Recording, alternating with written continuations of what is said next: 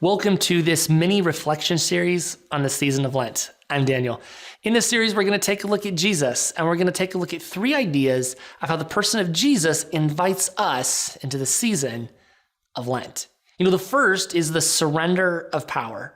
We believe in this idea that Jesus is both God and human. And I'll be honest, it took the church a long time to kind of figure that out and come to a way to articulate that theologically. But the reality is, as Jesus came to earth, Jesus had to surrender a lot of his divine power. We see throughout the story of Jesus the miracles he performs. We see how well Jesus understands who he is as the Messiah and God. And yet there in the Garden of Gethsemane, we see Jesus wrestle with what it's going to look like to go to the cross. And then he does have to surrender his power, to give it up to the will of God. And there's a sense in which our God invites us to do the same in this Lenten journey, that we too need to give up our power, our control over our lives and faith, and live into the will of God and what our Jesus is inviting us into during this Lenten season. Secondly, there's also an idea that we share in Jesus' suffering.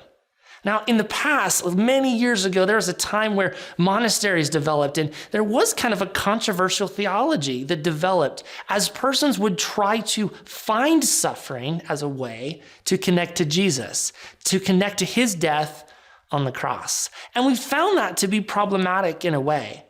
But what's so profound is when it comes the other way, we see that it's Jesus' suffering that connects to our humanity, connects to our woundedness, connects to the stories that we lived. Some of us have lived lives that are pretty rough. We've experienced a lot of difficult things. And there's something beautiful knowing that our God is connected to us in that suffering, even redeeming our woundedness, our hurt, and our scars, because Jesus himself went through such trauma and such pain through the cross. So again, in this Lenten season, there's a way that we can be a little vulnerable. Maybe we can open up about the scars and wounds that we have and share those with Jesus in a way that our God can redeem us and redeem and put us back together, to heal those things that have marked us and that have hurt us, and maybe even that have been maybe left outside of the scope of theology. Just as much as Jesus forgives us and saves us of our sins, Jesus is also interested in healing our wounds and our scars. So again, maybe this Lenten season, you take a few minutes, maybe be a little bit vulnerable and see how our God can connect to you in your wounds. Lastly, the third point is that our Jesus was poured out, was kind of emptied. Again, those are some big theology concepts, but the notion that Jesus had to surrender who he was and be offered to the world, right? This idea of going to a cross and dying for our sins so that we might be saved and giving himself out to the world that everyone could participate in that salvation.